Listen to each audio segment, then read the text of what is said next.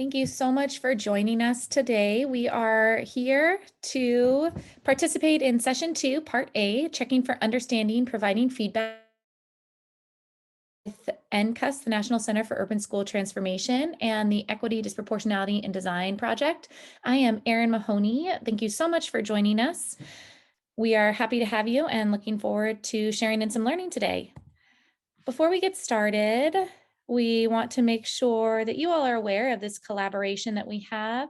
It's a collaboration between NCUST and our South County SELPA and the ED&D project. We are, again, grateful to have you here, and it is in partnership with the California Department of Education and California Collaborative for Excellence. And so we are very excited to be able to work with NCUST to provide you with some learning around Tier 1 best practices to support your school. Today, specifically around checking for understanding, providing feedback, and adapting. Quickly, to just tell you about the Equity, Disproportionality, and Design team. We are here to prevent disproportionality in our schools, and our goal is to make sure that all students have the opportunity to reach their full academic and social potential.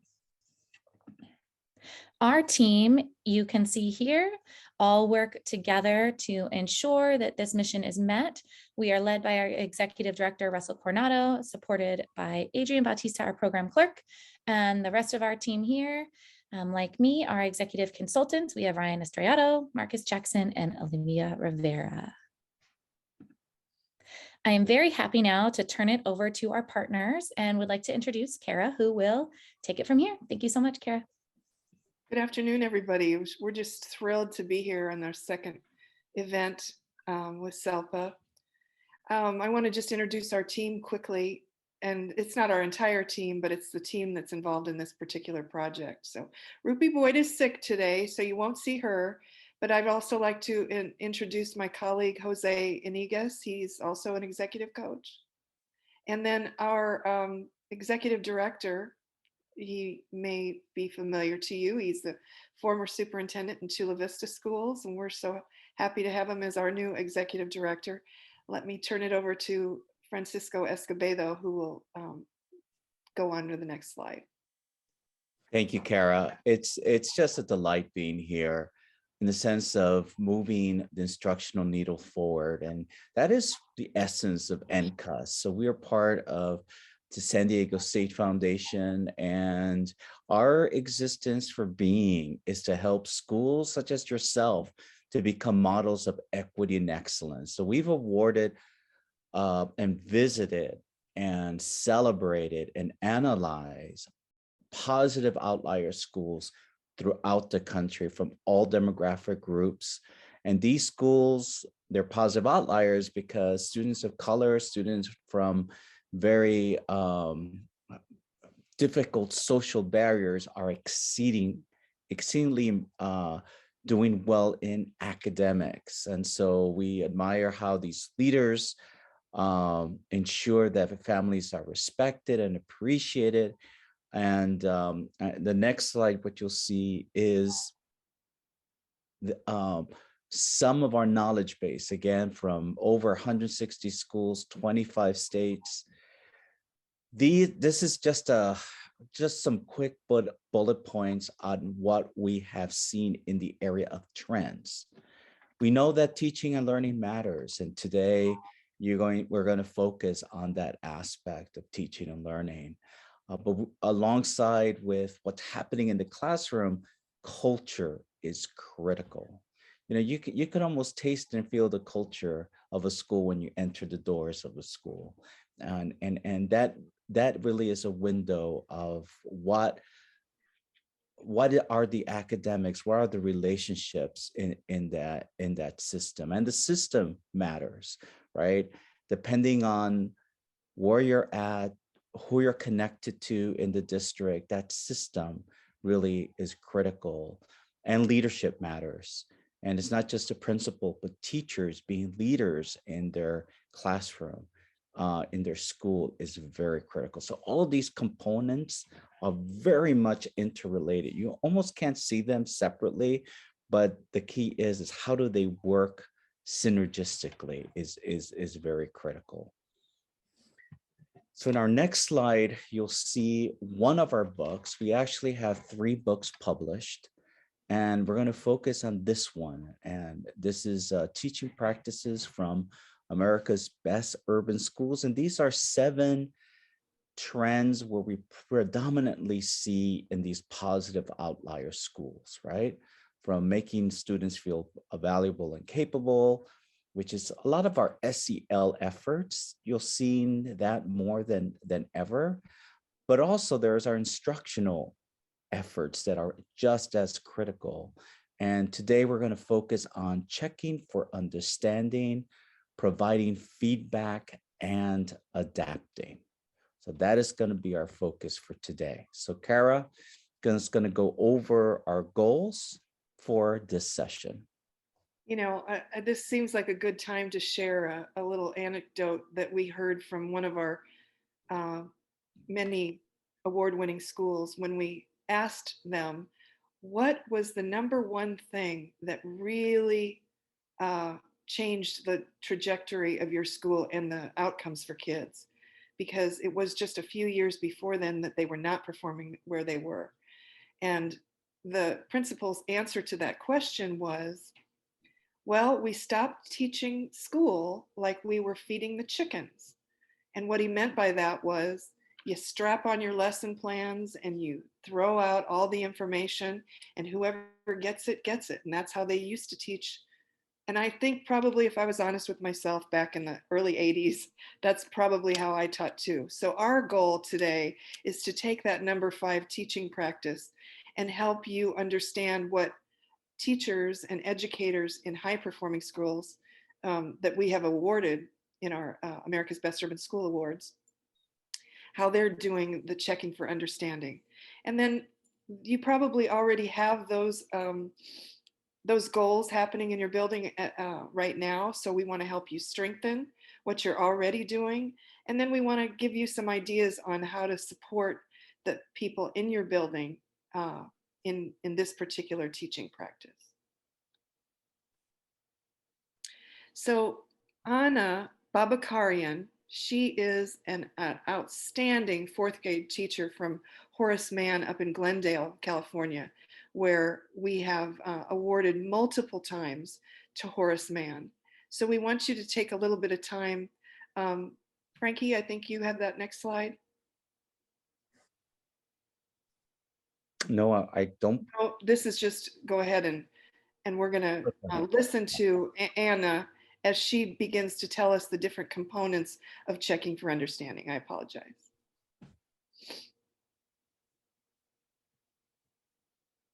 Oops. All throughout my lesson, and I check for understanding all throughout my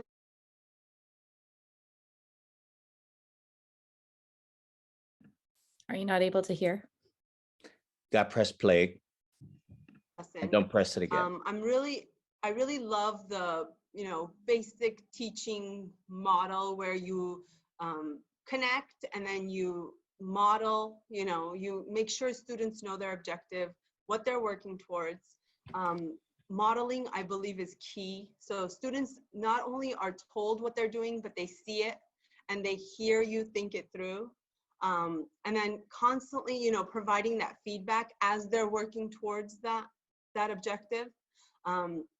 Both corrective, both just really being able to pinpoint, this is what I'm noticing and this is how you're going to, this is great, and then this is how you're going to change it to make it even better. Just, walking around, providing that feedback. Ticket out the door is another thing that I do often at the end of the lesson. So first it's, providing feedback as they're working through the lesson. Then they work with a partner, and I've taught my class how to give partner feedback. And that's been a game changer for me. Just, teaching the students how to give that corrective feedback that I feel, teachers even struggle with, at times.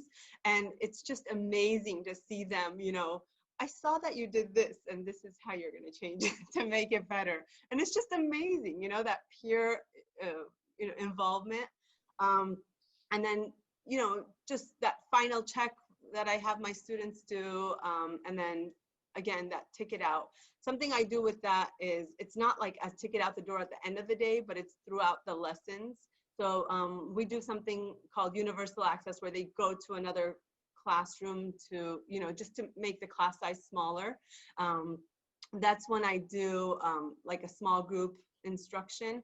And while I'm working with my small group, if I give them some independent practice, I look at my ticket out. So I get to see like who I need to work with. If it's just, one student off and it's, specific things that they're missing, I'll do a one-on-one. This is what you wrote. This is why it's incorrect. I'm going to give you another question. I want you to try it again, So it's immediate, corrective. They know how they're going to fix it.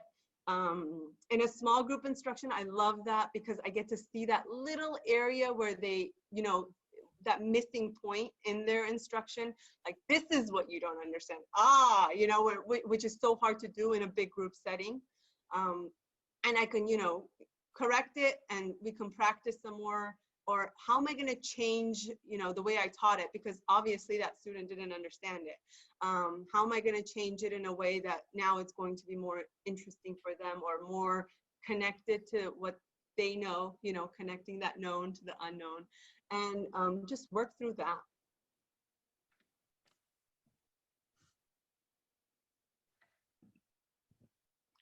So I think what we heard from Anna, and we're going to continue to tap into the rest of our time together today, are about 4 things here. That checking for understanding with all kids frequently throughout the lesson is not feeding the chickens, is it? So checking all students frequently throughout the lesson. And then also providing clear and useful, motivating feedback. She tapped into that quite a bit already, and talked about how she really empowers them, even in their own ability to give feedback. And then checking for depth of understanding. We're not just getting through the material, we're going deep so that we can ensure that mastery is happening. And then also, we gather all this information throughout the lesson. At the end of the lesson, then what do we do with it? How do we adapt our instruction accordingly? So let's talk a little bit about checking for understanding frequently. It is so critical that you create, it's almost like a science and art in checking for understanding. And don't be fooled. Students are so good at thinking they know the answer. Sometimes I've seen teachers say, hey, student got it because the student is smiling. And sometimes students have these habits that they're able sometimes to do the minimum just to get by. So in these high performing schools, teachers are consistently, and they have a variety of ways on checking for understanding, because they know that first instruction, that initial instruction is crucial. So they'll be determined whether, okay, who do I need to meet in a small group after my first instruction? Or do I have to reteach the whole lesson because there's a critical mass that just doesn't have it? So that checking frequently, having a systemic way of checking for understanding is critical. So you're going to hear a teacher from Parkview. Now, Parkview was a school that was reconstituted in 2012. And within 5 years became not only the most improved school in Chula Vista, but probably was in the top 10% on student achievement. And we have this amazing teacher, Tara Rojas, that's going to talk about how she checked for understanding, especially for students that wouldn't be the ones that raise their hand. So she had to figure out different ways on how to check for understanding. So while I'm teaching any lesson during the school day, in my opinion, the most important thing to try to notice is the inattentive or disconnected students, or the students that appear to be struggling with what I'm teaching and what I'm expecting them to comprehend. The way that I recognize this is I will stop very often during my lessons, and I'll have them partner share. And this gives me an opportunity to listen to what they're sharing with their peers, and I can very quickly take note of which students are getting what they're supposed to be getting and which students are in fact struggling. And then from there, after we're done with the direct instruction portion and they go back to independent work, I am able to pull a small group and work with those students that I identified as having difficulty with the concept and reinforce that in a smaller group setting. I also constantly stop during my lessons and ask if anybody has questions, if anybody's having difficulty, if anybody has anything to share. And I find that having the students ask these questions or share what they're learning during the lesson might reach the student that is struggling if it's coming from their peer. They might be able to reach them in a way that I was not able to. And so I find it very helpful to just stop and ask these questions, or stop and have them share with their peers. And then I can take note of who's struggling or who is inattentive and needs to be called back to the task at hand. So when I would go into Tara's classroom, I mean, she was a teacher on the move. I mean, it wasn't just, you know, think, pair, share. She is just, she's going from pair to pair and active listening. But not only is checking for understanding on a frequent basis important, but also the depth of understanding. You know, how deep do the students know the concepts and skills beyond just recall and procedural knowledge? And Jose is going to introduce a teacher, I believe a kindergarten teacher, that does that masterfully. Jose. Thank you, Frankie. As Frankie said, let's listen to Jill Richards, who is a teacher at Ethel Evans Elementary School. She's going to talk about how she checks to ensure that all students, even at the lowest grades or the earliest grades, have understanding of important lessons. I'm sorry, concepts in the lesson. Thank you. Video, please. It starts with your team in that collaborative time when you're co-plan, co-teach, when you're building these lessons together. But when we are building these lessons staff-wide, TK all the way through 6th grade, we definitely talk about the style of being a facilitator rather than a speaker. So we're not just talking at our kids as they're taking notes or they're bored and they're sitting there listening, but we want those kids to be engaged and we want them to be able to make a connection or be able to explain themselves. Why? There's a lot of, well, tell me why you feel that way. How did you figure that out? Justify your reasoning for that. Even with a kindergarten, ooh, I really like that picture. Tell me why you drew that. You know, it's not just like, oh, here's your happy face, move on. We have to dig deeper. And we do that by increasing wait time or allowing wait time. So an example that I might do in kindergarten, and you would say, how are you supposed to do that with a 5-year-old? Well, I might put on a song, an instrumental song, and say, I want you to listen to this song, and I want you to think about the story, and I want you to think about the rain falling down, and I want you to think about, you know, the little deer running through the forest, and let them process it. So it's not just me talking. And then I might say, I want you to draw how you feel, or I want you to draw a picture of what you saw or what you were thinking about before we share out as a group. Or tell your partner, your table partner, why did you draw that part of the story? What did it make you think about? How can you connect that to the story we read last week? What does that make you think about when you're with mommy or with daddy? Just questions about the how and the why. In primary, I know there's many of us, we use a rubber dish glove. So I literally take the rubber dish glove from Target or Stater Brothers, and with an expo marker, I'll write words on it. Who, what, where, when, why. And sometimes I remind myself just by having that dish glove laying there, but sometimes I'll physically bring it out and they love it. It's like, where's the hand? Where's the hand? And then I find that they will mimic me during developmental play. They'll ask me, can I use the hand? I want to play with the puppet, or I want to read the book and I want to ask questions. I said, sure. So I end up bringing that model of depth of knowledge just even into the play. And I know our entire staff does a great job of that. We talk about it at staff meetings, and it's part of our vertical aligning our planning together. So Jill speaks to some approaches that are not necessarily revolutionary for some of you, but she does speak and touch upon rather some nuances that are pervasive in high achieving schools.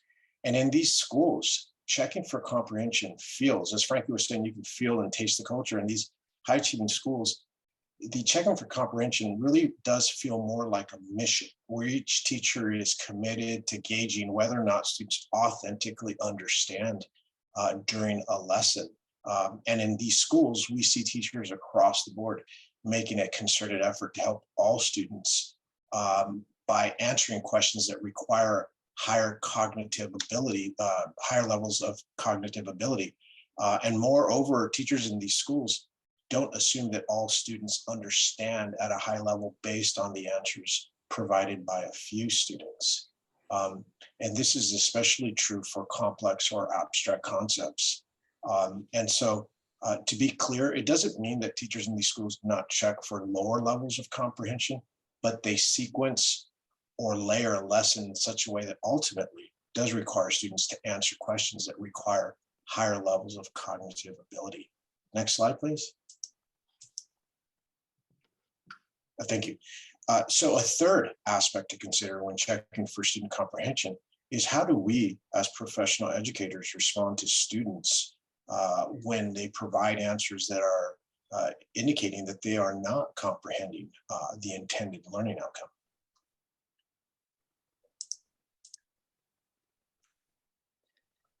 And Kara. Yeah, let's listen to Anna again as she goes a little bit more in depth about providing feedback. And then what do you do after you have checked for understanding in regards to adapting? Another thing I feel like a broken record is that feedback that you give the students. It's, you know, immediate, specific, and they know exactly what they did wrong and how you want them to, you know, kind of change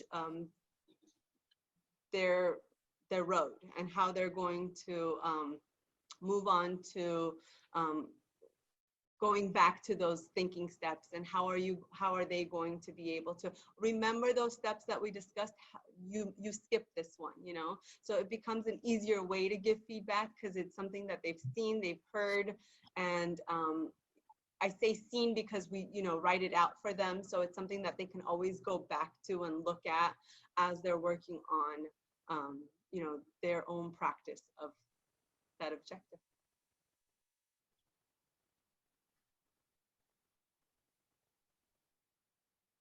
Next slide.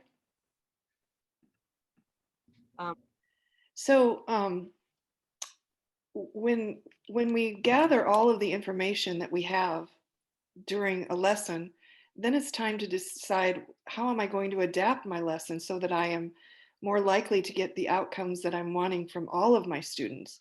For example, let's say you're at you are monitoring the room and you are checking for understanding as students are either working individually or in small groups, and you go to a table and you have to clarify for students what the information is. Then you go to the second table and it's the same misunderstanding happening at that table.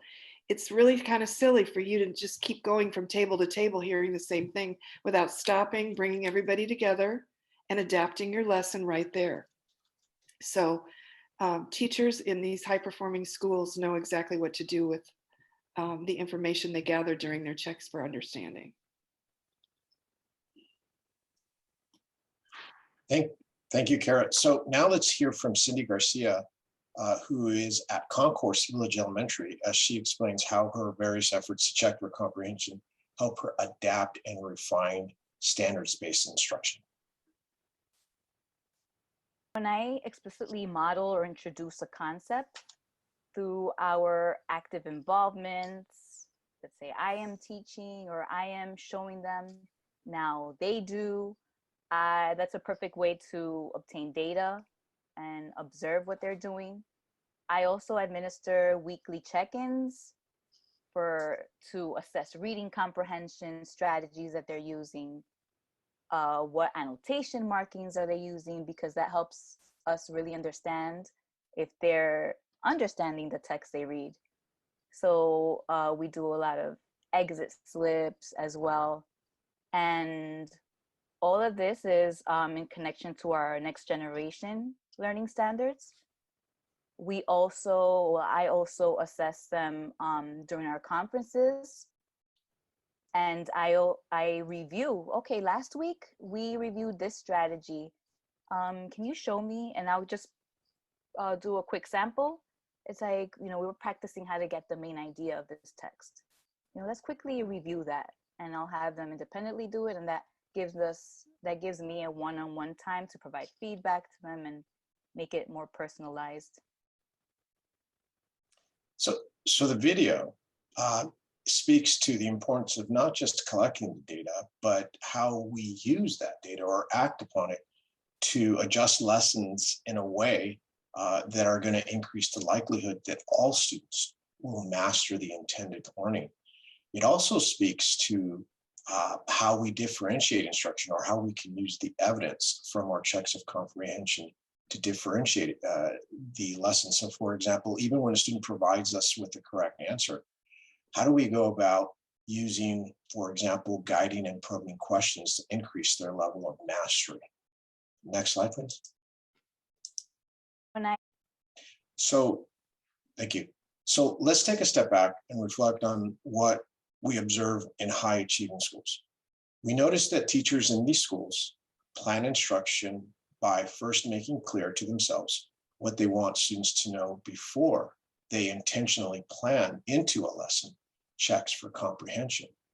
And so what sets the high achieving schools apart is consistent and pervasive checks for comprehension built into their tier 1 instruction that, as we've been saying, requires students to engage in high levels of cognitive ability.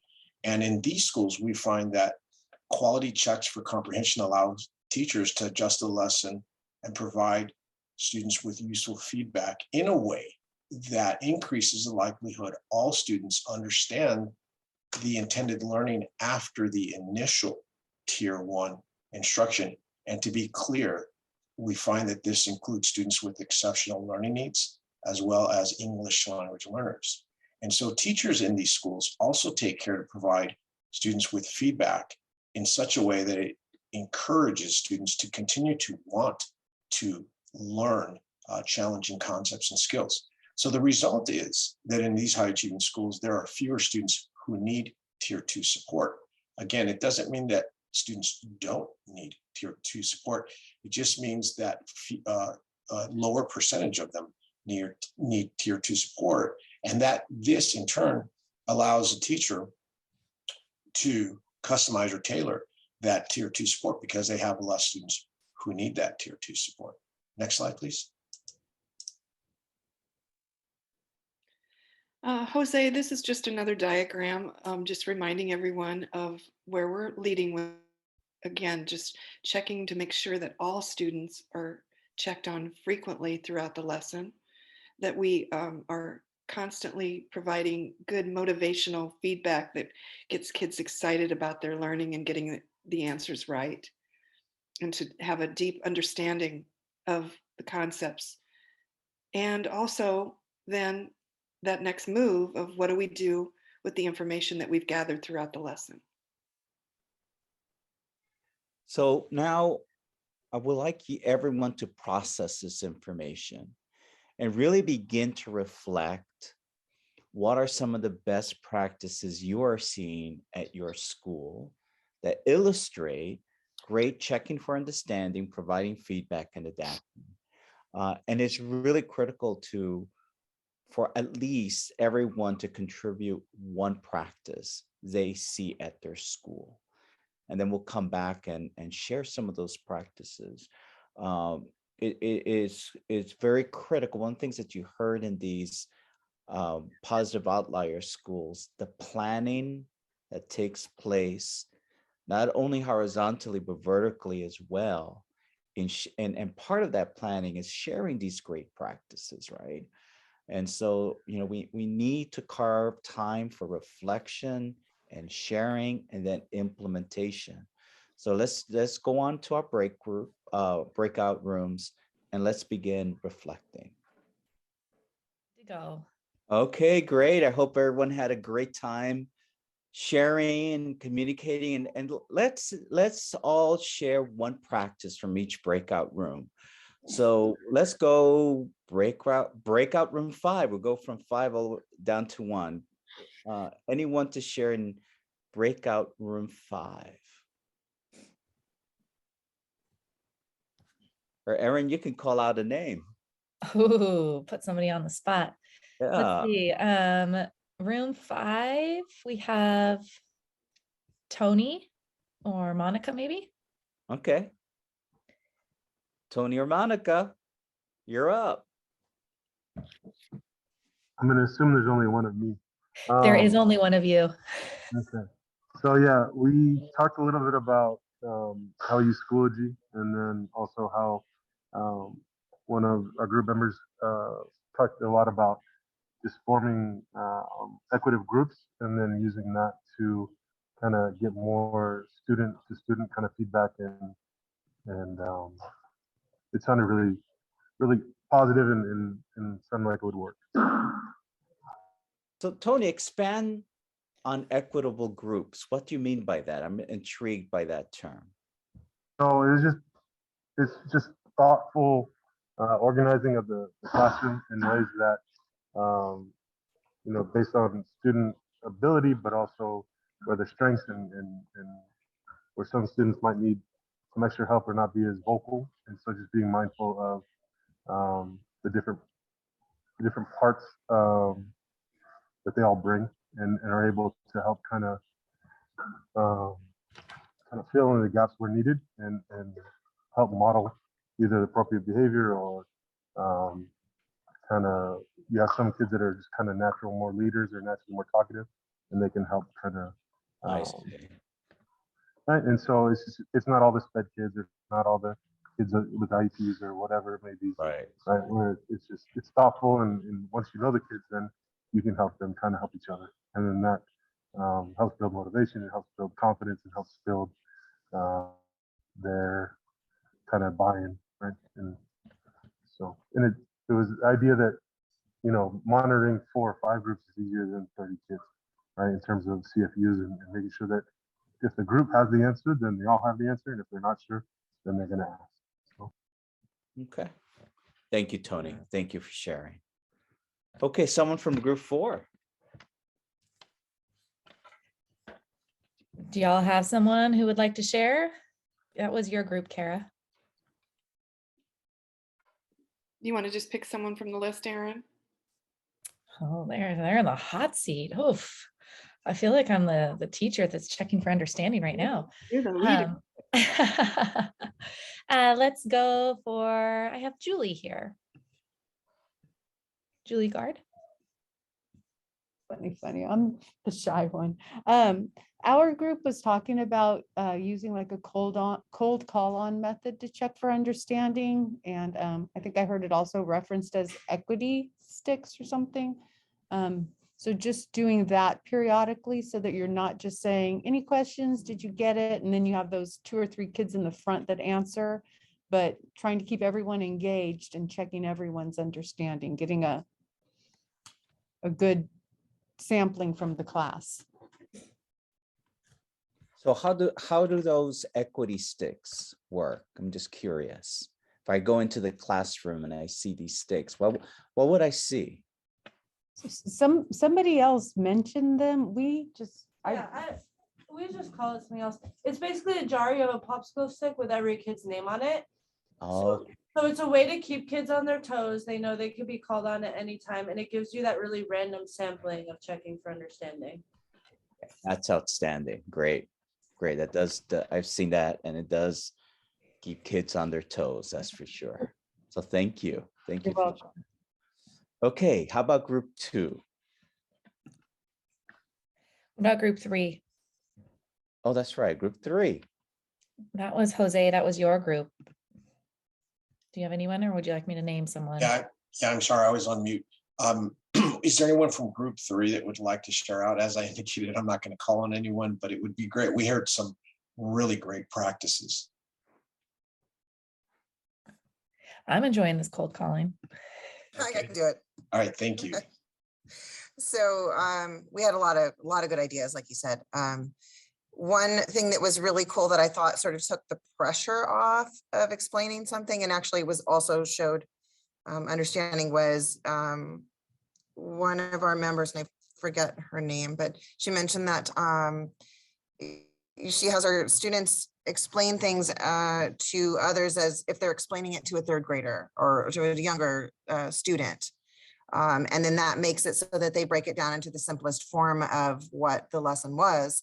And it really does show who has the understanding. And it's it seemed like a really neat way to sort of simplify it so that everybody could understand it, but also show who understands it more, I guess would be kind of. Well, thank you. Thank you. Okay, group 2. That was your group, Dr. Escobedo. We had a lot of great ideas. How about, I'm trying to figure out the name of the teacher that's in a dual immersion classroom at Nestor.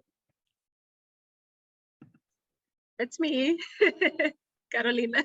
Carolina. Okay, Carolina. Go ahead.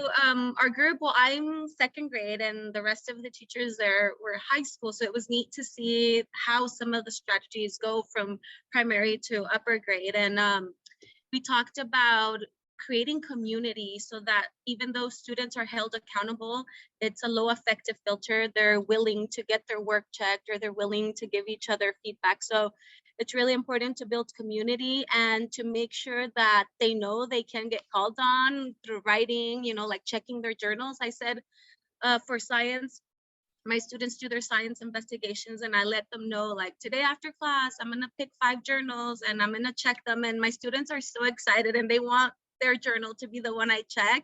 So it's really neat because they want to showcase their work. So giving them that positive feedback and just that they feel comfortable, and that extends to the high school classrooms where the students want to participate. And just making sure, I think Dr. Escobedo shared that, make sure that you call on all your students throughout the day. So really it's for us to develop a system, but to really make sure that we check on all our students all day, every day. Well done. Well done. Thank you so much. Now, finally, group 1. Let's hear from you.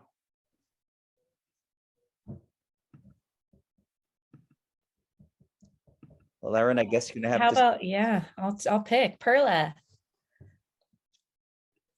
Okay, hi. We were split also. I'm high school and they were elementary, but we were talking about communication journals or active feedback loop journals, whatever you want to call them, and how that as an ongoing basis is a way that both elementary, unless they're not writing it, might be a way, but in high school, earlier grades, it works fairly well. Not so great in the 11th and 12th grade, just a little bit of difference we've noticed, but also the importance of rephrasing students' answers or understanding of things. And I don't remember, Teresita, if you said something else, if you want to add anything, but just the connection building and being able to repeat to students what they're learning. And for us also, exit tickets, really good in 9th, 10th grade. It's works really well, but maybe a little differently in the elementary school. Well, thank you very much, Group 1, for sharing. And you're never too young, you're never too old for checking for understandings, though it can look differently. I know my daughter, her amazing teacher, after a lesson or unit, she has them create their own videos on what they've learned, and they put it on a social media post, and they love it. They love doing that. So I just love to hear those innovative ways of checking for understanding, and just I'm amazed with the talent of our teachers. So thank you for sharing. And now I want to pause. Just to check for understanding. Any questions? You go on to the next slide. Please type any questions that you may have, or maybe that slide is no longer there. Is there a Q&A slide or no? Well, never mind. I may have an old version of the PowerPoint, but I think next is Kara that's going to talk a little bit about building the capacity of educators to check for understanding, and it does require deliberate effort, doesn't it, Kara? Yeah, it does. And so the question is now, what can I do right now that will bring some positive change in my school, in my classroom? And we have quite a variety of participants today. Some of you are teacher leaders, some of you are administrative leaders. And so, now it's time to get back to your buildings and talk about how can we influence change and positive outcomes for kids using this particular practice. And certainly, maybe what you're hearing in just this last session where we broke up into groups and now we came back and shared ideas, maybe what your conversation begins with is, wow, we're not doing very many different ways of checking for understanding, and we need to provide our teachers with more ideas. And so hopefully you're coming back with some ideas, and professional development might be a way to start. Also, there's nothing better than those good old PLCs, the collaboration meetings, whether they're at grade level or subject area. Those are great ways to have conversations around checking for understanding, giving feedback, and adapting instruction. And then also just peer-to-peer observations, giving each other chances to watch each other teach, and then finding ways in which you can administer those kind of observations and get people covered and those kind of things.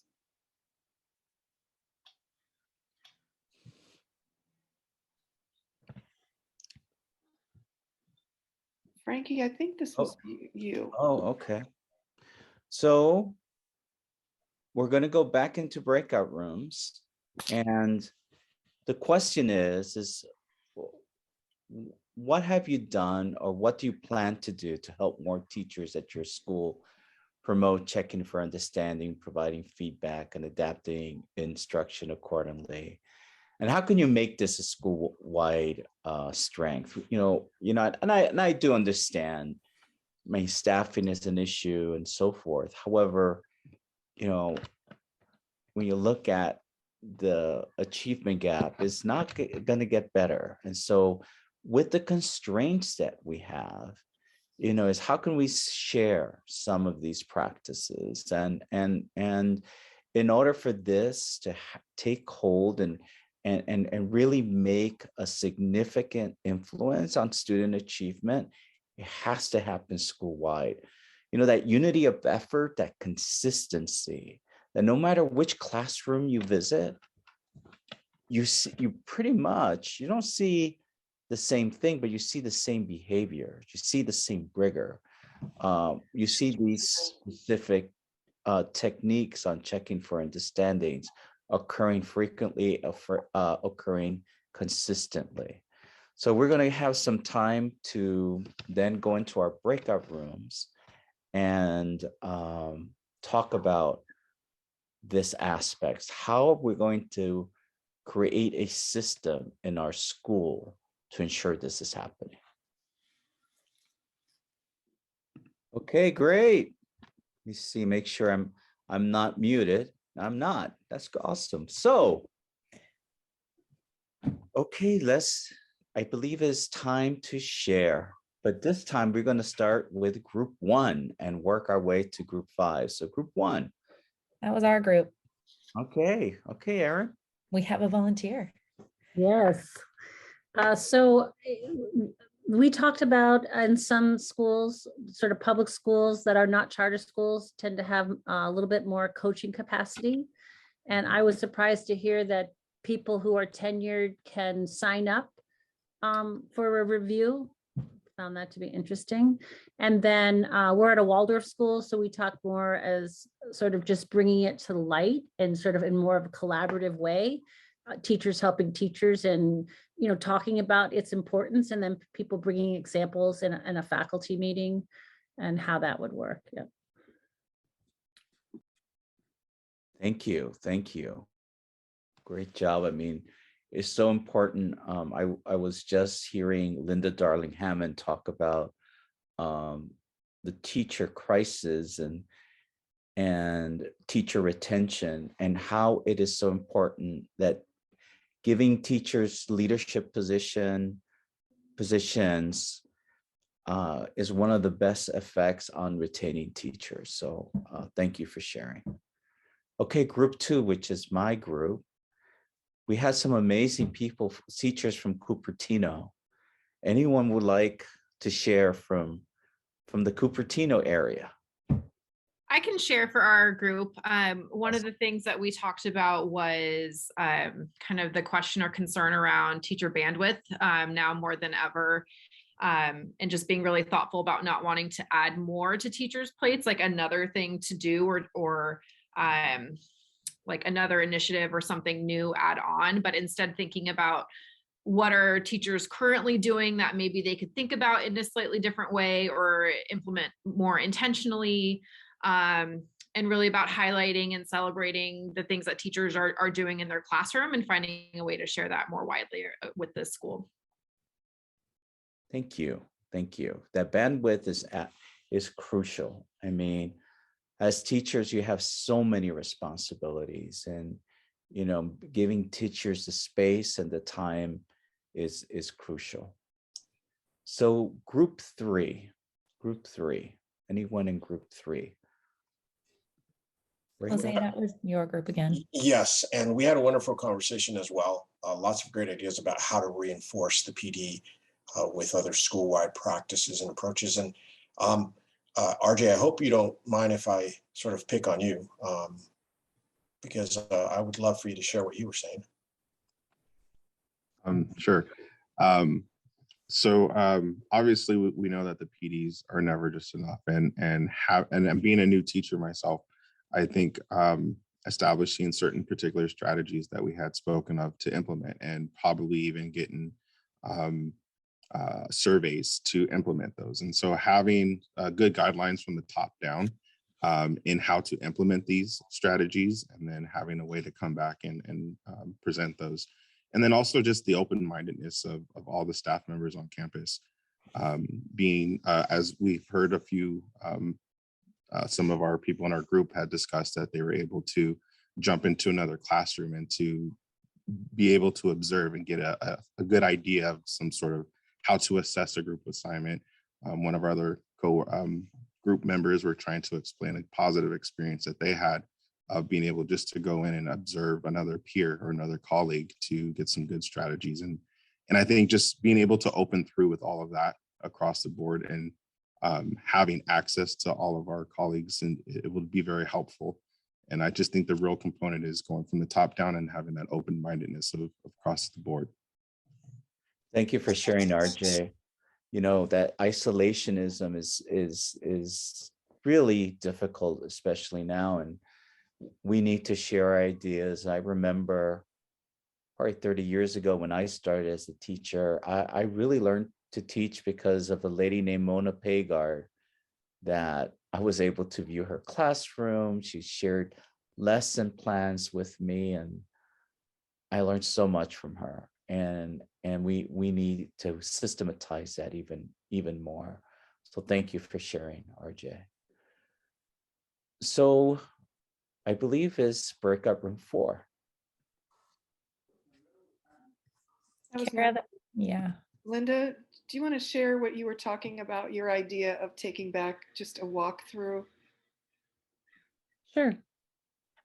So something that I was thinking about was there's 2 schools that I support instructionally as an instructional specialist, and just doing some walkthroughs overall to gain a better sense. I was telling my group that, you know, we've had, as I'm sure all of you have had, teachers leave mid-year.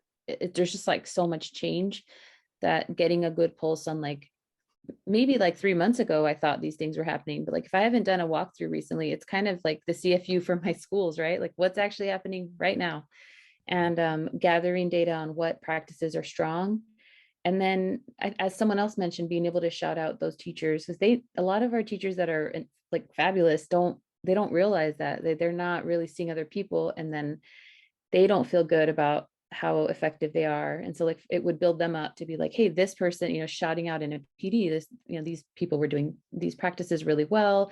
We're going to videotape it, or I don't know, thinking about ways to kind of capture that, and then giving, you know, feedback, and maybe later working on how to respond. I think for some teachers, there's individual feedback that they could get in a one-on-one. For some of our new teachers in a new teacher PD, we could do something like, hey, I noticed like these 7 new teachers all weren't adapting very well, for instance. So like kind of catering it to that.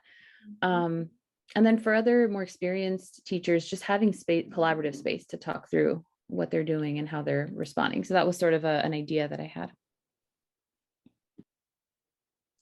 That's a masterful idea, and it is so critical, you know, if you're in that type of position, how critical it is to always have a pulse in the classroom.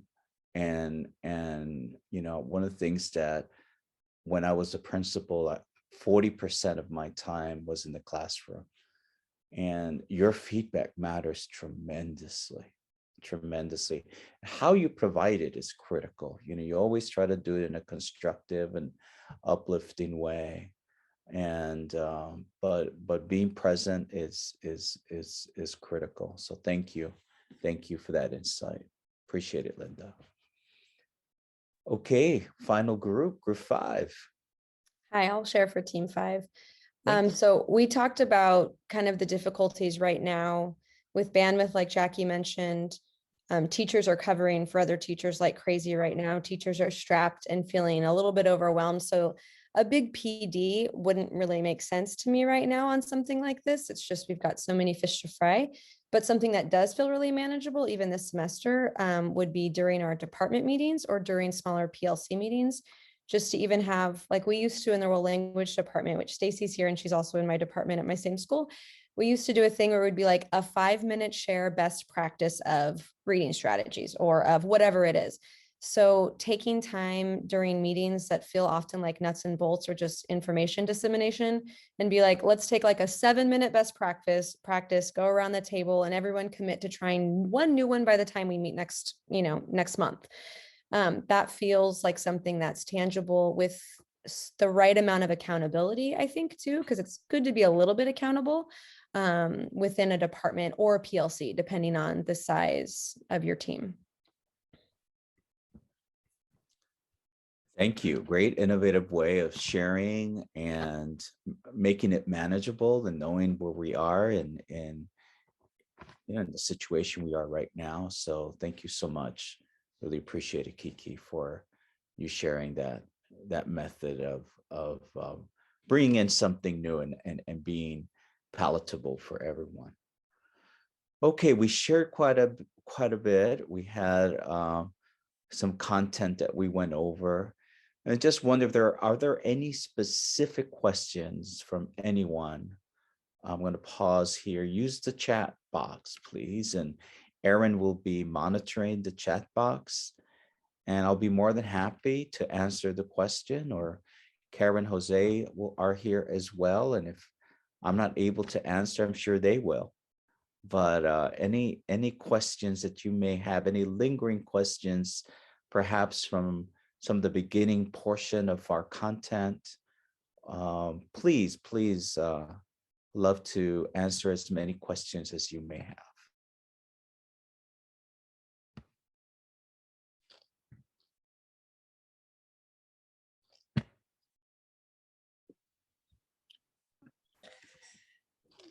Everybody must be a big sponge. Maybe the initial I instruction. I see a question here. So would Okay. you like me to read it out loud? Yes, please. Awesome. Thank you so much, Julie. I see NCUST is using the term adapting. I think we call it using CFU to inform instruction. So checking for understanding, is that correct, Julie? And next steps, are these the same thing? So it looks like her question is adapting and checking for understanding to inform instruction and next steps, are those similar? Oh boy, I think, and Kara, see if you have anything to add. Adapting the instruction is part of checking for understanding. You know, adapting could be, let's say it's an English learner and the English learner isn't understanding the content because of some of the critical vocabulary, working vocabulary that child does not have. Perhaps is helping that child with some of the vocabulary and maybe utilizing, different ways of vocabulary instruction. And so that's what we mean by adapting. So adapting could be before you actually do the lesson, like whereas CFU could be, what are you going to do after to inform your instruction? Are you gonna make small groups, reteach, or whatever? But adapting could be identifying an EL and getting them the vocab ahead of time. And you can do some front loading, in other words, exactly. Yeah. Right. Okay, And you might have an exit ticket, Julie, where you're not going to be able to adapt until the next day. Right. So it is sort of a post movement based on what you found during your checks for understanding. Mm-hmm. Yeah. Thank you, Julie. It's a great question. This is a great question too. Thank you, Linda. She's asking, I'm wondering how we can support newer or less skilled teachers in knowing how to adapt while still maintaining instructional pacing and not reducing rigor too much. Can we talk more about the adapting in the moment versus the next day versus the following week? Wow, that, for new teachers, so much to know. And that's why mentoring, God, is so critical. And for new teachers, one of the things that I've seen is the whole pacing and having routines and procedures are really, really like kind of foundational. And then maybe checking for understanding comes in later. So I think it's very critical if you're a BITSA provider or you're someone that are mentoring teachers, that really you have to model this and teachers have to practice it. And so, yes, mentoring is important. And if I had a new teacher that needed to learn this skill, I would have a mentor assigned to that teacher, or I will do some team teaching with that teacher side by side, for example, type of team teaching. Sometimes the experts are right down the hall, aren't they? And the thing is, Frankie, you mentioned being in the classroom 40% of your time. That means that when you touch the handle of that classroom door, you probably knew what was going to already be happening because you were just so. And that's one of the things that we see when we visit these high performing schools is we ask the teachers, how often do you see support or get support from your leaders in the building?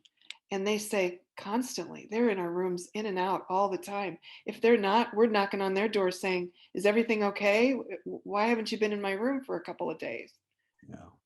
So in these high performing schools, they already have an induction system already in place in their schools where new teachers come in and they get to not only understand the culture, but what those instructional practices are and what is to be expected. And they have time in the day where they are actually released and they get to see, like Kara said, the teacher down the hallway. So it's done systematically. It's not done by chance, right? Because we know that our first and second year teachers are highly susceptible. And if you look at the research, a lot of the teachers who leave the profession are within those first 5 years. And we as a system have to do better. Mhm.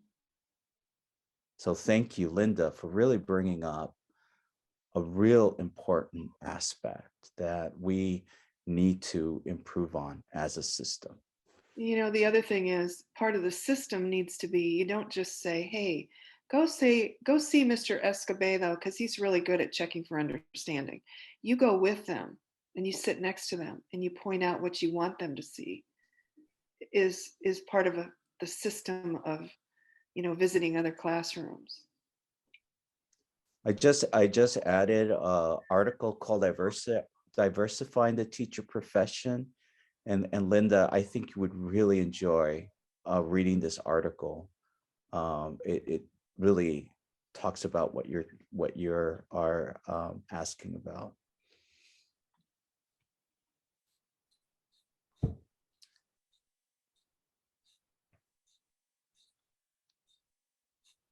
Any other questions?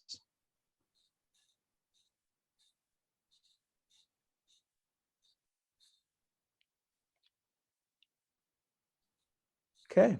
Well, Julie and Linda, thank you again for asking outstanding questions. Really appreciate this conversation.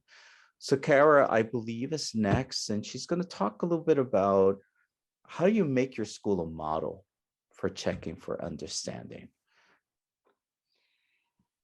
Yeah, this slide just gives you some ideas, and some of them came right out of your small groups, your breakout rooms.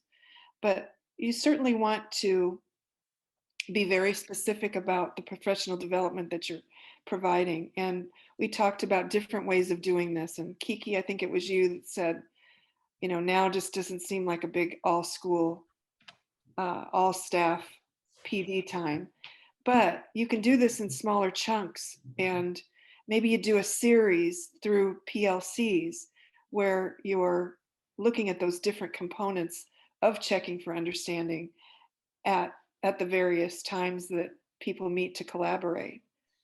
Again, part of the system that you want to create in this, you know, attempt to be very cohesive about what's happening in every classroom is to allow your staff to go watch each other teach. But that needs a system. And right now, this might be a time where good luck trying to find somebody to cover a class. But it might be you. It might be you that's covering a class for someone else to go do that. So, but it needs to be part of your system, very intentional. Again, we mentioned earlier about using PLC time to talk about those different checks for understanding. This might be your little pieces of PD. And then also our last one is we would love to assign one of our coaches to spend a session or two with you around this particular practice that we see in high performing schools. So if you'd like us to do that, all you have to do is make the request. As some of you have already done that, and we're busy right now assigning coaches on those particular dates.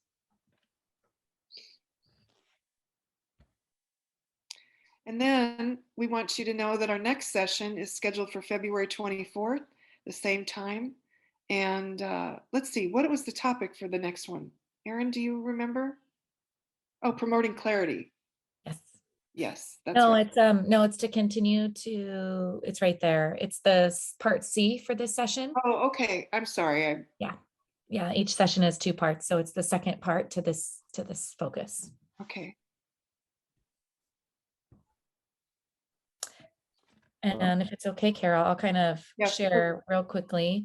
As Kara mentioned, we do have coaching sessions, time blocks already set aside for you. This has gone out in your reminder emails, and it will go out again in our follow-up email where you will get a link to all of the resources, the slide deck and the recording for this session today. So please, please, please sign up for a coaching session. If one of these dates doesn't work, please email our program clerk or the NCUST team, and we will find another date and time that works for you and your team. This is part of this project and this collaboration with the National Center for Urban School Transformation that y'all get a session with an executive coach. So I cannot encourage you enough to take advantage of these experts in the field, to be a thought partner, to provide feedback to you and your team. Please take advantage of that. They truly are experts and are eager to work with you and your teams. Dr. Escobedo, did you want to share anything else about this? Well, one, I want to thank everyone for taking precious time from their busy day being here, because you guys are amazing educators who want to improve your system. And I appreciate what you're doing for yourself and for the hundreds of students that you serve. And again, we talked about collaboration. We want to collaborate with you. Like I said, the reason for our existence is we want equity and excellence throughout San Diego, throughout California, throughout our nation. And it starts with a group like yourself, and we definitely want to continue spreading the knowledge and the expertise throughout our system. Good to see all of the faces on one screen. Yes, I wanted to do that. And so just to wrap up our session, I did just put a survey link into the chat. We really do appreciate your feedback on today's session. And please take a few moments, if you wouldn't mind, to complete that survey. And finally, just again, to echo what Dr. Escobedo and Kara and Jose have already said, thank you so much for being here today. Again, we are a collaborative project with NCUST, and we always like to make sure we acknowledge the California Department of Education, who does fund our project at ED&D, and their partnership with the California Collaborative for Educational Excellence. We could not do that without them. We are ED&D from South County SELPA, and we would love to connect with you further. So please make sure to check out those emails, sign up for these coaching sessions, provide your feedback, and we hope to see you and we look forward to, I should say, seeing you on February 24th, and then again for future sessions. So thank you so much again for being here today.